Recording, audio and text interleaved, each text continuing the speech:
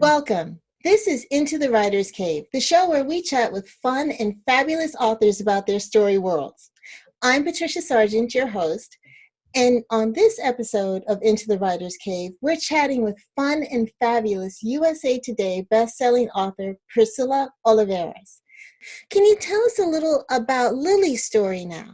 Sure. Lily is the baby of the family. She's known as the wild child in book one and book two. That's kind of but book one and book two, she's in college. So in Lily's book, I've kind of jumped ahead several years, and now she's out of college. She's working as a victims advocate. She really wears rose-colored glasses. She wants to make a difference, and which work kind of tends to worry her older sisters, because one thing you will find in my book, like a lot of Latino familias, your family is involved in your daily life, whether you want them to be or not. And so in all of the books, all of the sisters are involved in their lives. And so Lily lives in the city, and she works in the Humboldt Park area in Chicago at a clinic, as a victims advocate. And she meets Diego, is her hero. Diego Reyes is Chicago PD, and he has never worn rose-colored glasses and has no desire to try them on. And so it's a story of two people. He was born and raised in the Humboldt Park area, and two people who want to make a positive difference for others in their community, but they go about it different ways. Diego sees everything black and white. He grew up with a older sister who wasn't making a lot of the right decisions, unhealthy choices. And so for him now, there's a right and a wrong, there's a black and the white, and Lily lives in the emotional gray areas. And their book is Their Perfect Melody. Diego plays the classic Spanish guitar, and actually, there's a scene in the book where you realize he has been to concerts where the girl's father, Papi, played with a trio group. And so Diego is familiar with Papi's music. And so the play on Diego being, a guitar player is Their Perfect Melody. And the two of them together have to learn that it's a melding, it's a mix together. That black and white and those gray areas they can make a beautiful harmony if they can, work out their differences.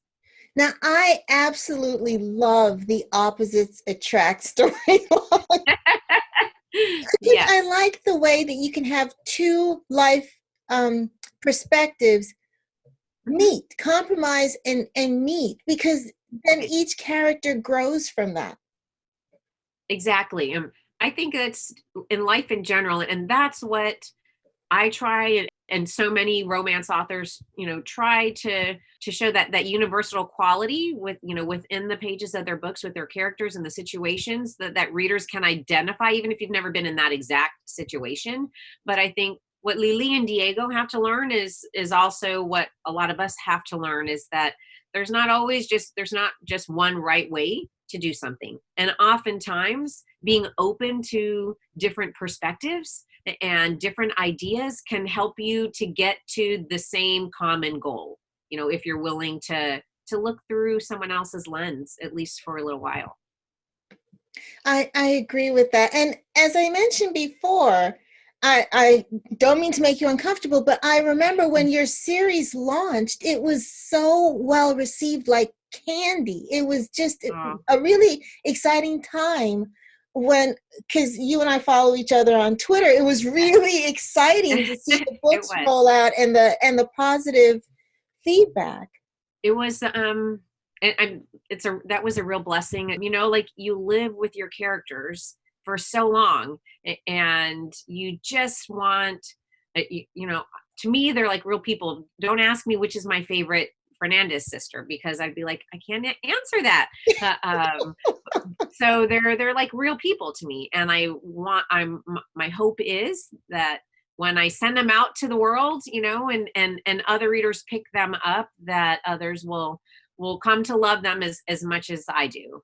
Well, another story that I would love to hear a little bit more about, please. You were in an anthology with Fern Michaels, Donna Kaufman, and Kate Pierce. Yes. I'm not forgetting it. No, that was it. It's Fern, Donna, Kate, and myself, and me. Terrific. And that was a Christmas anthology, one of my favorite types of anthologies. I love the holiday anthologies. It's called A Season to Celebrate, and your story is Holiday Home Run. Can you tell us a bit about that one?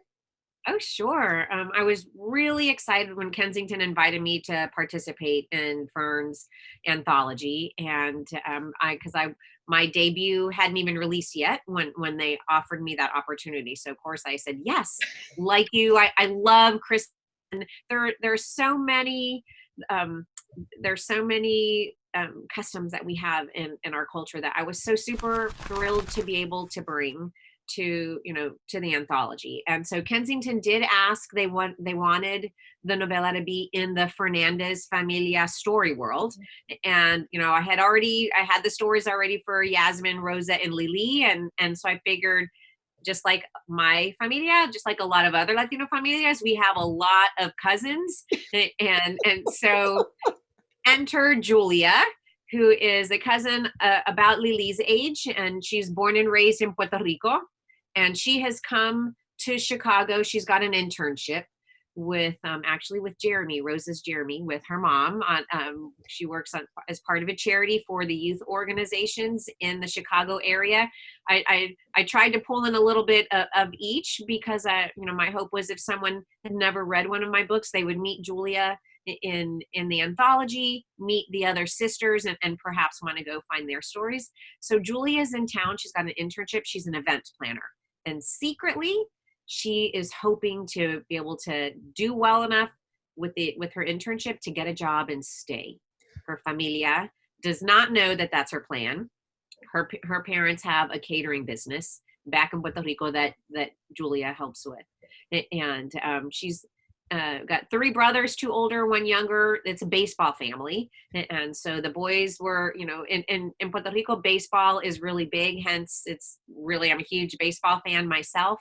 And so I wanted to kind of take an opportunity to kind of meld my 2 loves of sports, like baseball and romance. And so Julia is looking to kind of make her own mark, kind of get out from the family shadow and start working as an event planner. And her life in Puerto Rico with the brothers, baseball is like all year round, and there's always something. She grew up on the way to a park or at a park or leaving a park, right? And so she wants to get away, start her own kind of little life here with her cousins there, obviously. So of course, then, as an author, you need to challenge your character. So who does she meet? Is the MC of the event that she's planning is a former MLB baseball player, a Chicago Cubs pitcher, because that's my baseball team. And so here's this woman who is excited to finally get out of her family shadow and away from that scene. And who does she meet and become attracted to but a baseball player, something that she said she never would. Jeremy is Rose's. Ben is a single child, and he's looking, baseball has always been his familia, and he had to retire early for, injury reasons. And so he's been pushed out of what he thinks, as his familia. And here is Julia trying to get away from her familia. And so there's that dynamics of, those differences. And they both, again, challenge each other, help each other find peace in areas that they need to find peace, maybe admit and accept some things that they need to. But it's a Christmas story. And so what I loved to do is put in a little bit of the Latinx flavor, a little bit of our culture. They talk about a parranda, which is caroling, from house to house, and, those kinds of celebrations. And so it was just a fun time to write, because the whole time I was listening to parranda songs, so like Christmas carols that I remember as a child when we would spend, holidays in Puerto Rico with my mom's familia. And so it was a joy to write. Just, again, I enjoyed spending time in the Fernandez Familia story world. So.